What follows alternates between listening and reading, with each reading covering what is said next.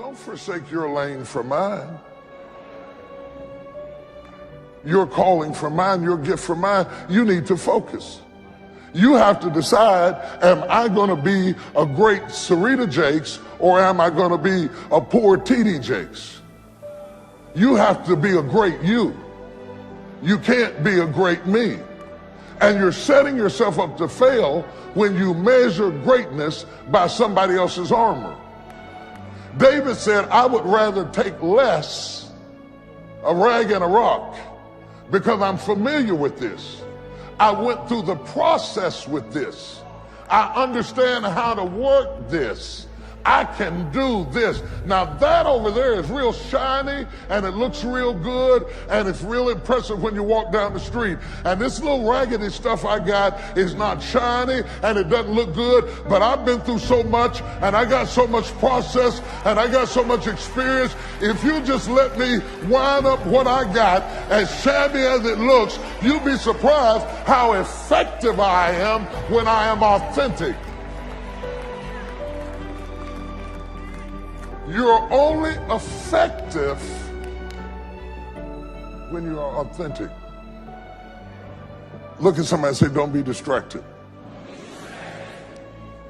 For we stretch not ourselves beyond our measure, as though we reached not unto you, for we are come as far as to you also in preaching the gospel of Jesus Christ. Somebody say amen. You want to master the task before you. You want to master the task before you. Most people don't do that. Most people never stick to anything long enough to master it. And the reason they don't ever master anything is because they underestimate the mastery of their craft. You cannot go, Emmett cannot go from playing football to pastoring this church because he went to 10 Bible classes. No more than I could suit up in a cowboy suit and jump out on the field and be proficient at getting a touchdown because I like Emmett. I like Emmett. I like Emmett. How you doing, Emmett?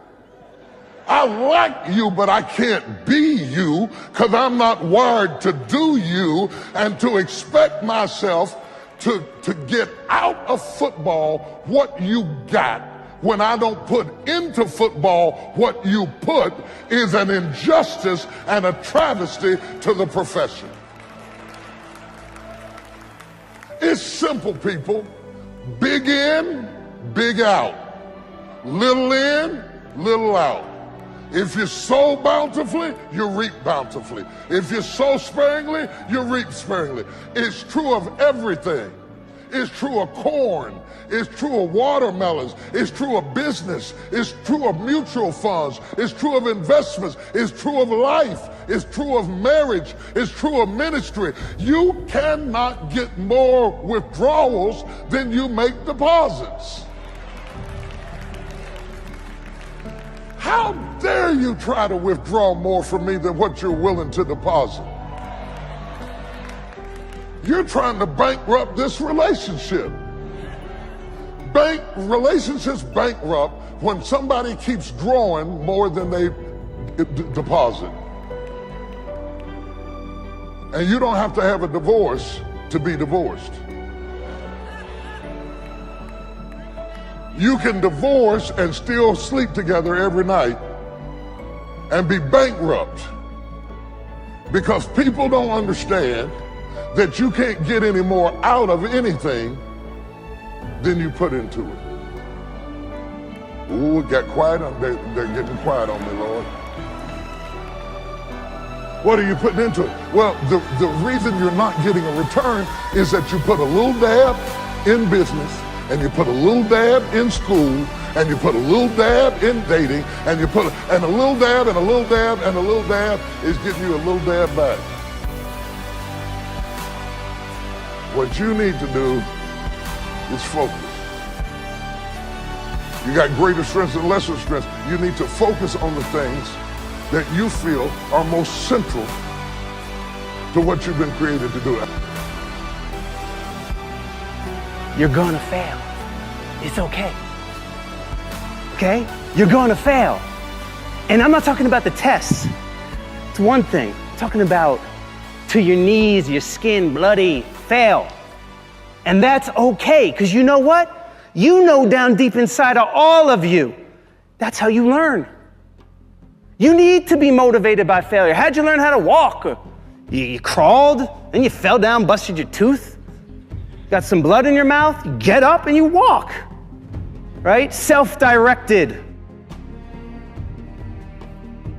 Now, listen, this is a principle of life I'm about to tell you.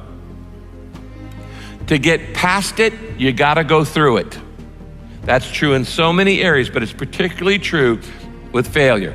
To get past your failure, that failure in your life, you gotta go through it. You can't go around your failure, you can't go over your failure, you can't go under your failure, you can't ignore your failure. You need to grieve the failure.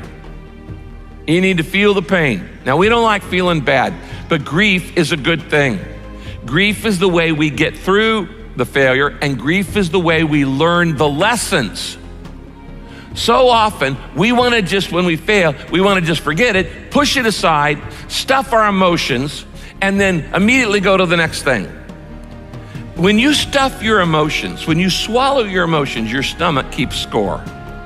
It's kind of like, what if you took a can of Coke and you shook it up for a long time and then you put it in the freezer? What's going to happen to it? It's going to explode eventually. It's going to come out sideways. And this happens in your life when you don't deal with your emotions properly. This is why sometimes 6 months after failure, a marriage falls apart. Or 6 months after somebody gets laid off work, there's another problem.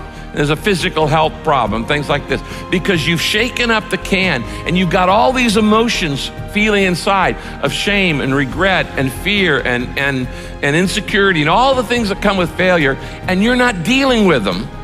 And so you shake it up and you say, we're just gonna put this in the refrigerator and try to forget about it, and we're gonna freeze it, and it's gonna explode, and it's gonna come out sideways in an affair or in wrong behavior or an impulsivity or an addiction or all kinds of other things. I have seen this thousands of times in people's lives.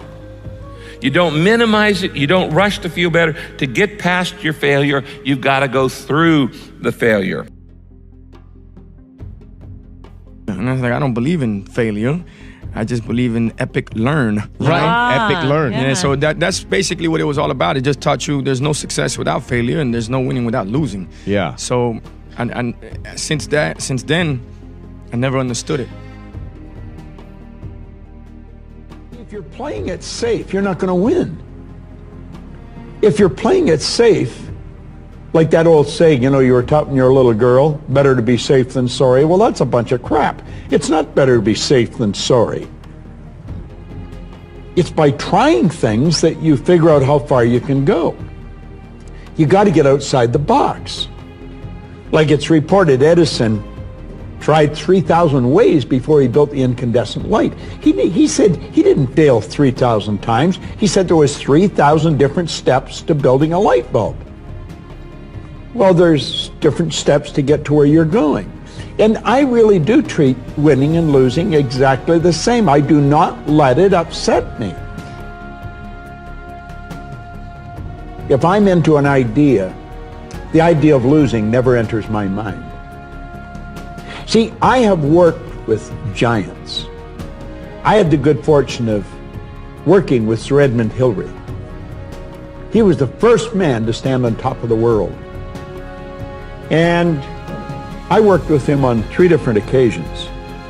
And the only difference in Ed Hillary and Bob Proctor is his size. Now, he's gone now, but he was a big man. And he shook hands with me. His hand wrapped right around mine. I felt like a dwarf, you know.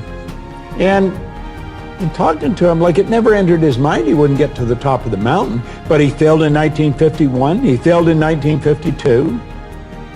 It wasn't until 1953 that he got to the top of the mountain. Now, people had died for centuries trying to do that. He said, I knew if I could see it in here, I could hold it out here. Stella Mann wrote that in a book. You can see it in your head, you can hold it in your hand. And that's right. And if you're not prepared to lose, you're never going to win, because you're always playing it safe. And there's no reward in that. Now, first of all, let me say this. A positive attitude attracts people. A negative attitude usually doesn't win you very many friends. Now, I don't want to hurt anybody's feelings, but I just want to throw this out for you to think about. Everybody does not want to just hear your problems all the time.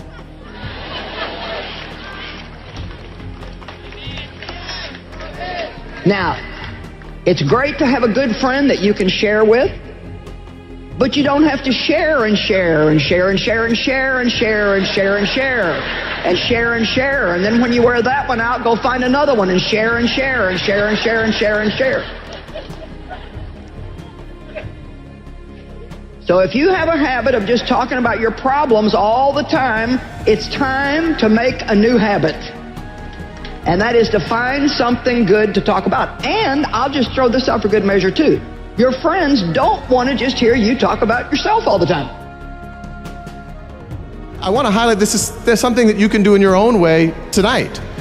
You can validate others, empower others, increase the net happiness, the positivity in the world. I mean, it could be as simple as your family's going to have dinner tonight, and you go to a restaurant, and you see someone do something great. And too often, we kind of just sit back and say, oh, that was good service. Maybe you give an extra tip. You're at work, or you see a colleague who goes above and beyond, and you say, oh, that was pretty good. They did a nice thing. And what I hope, and this is something that I tell myself all the time, is don't just sit by and observe it. Recognize it. When you see someone do something great, tell them about it. Tell their bosses about it. Tell their family about it.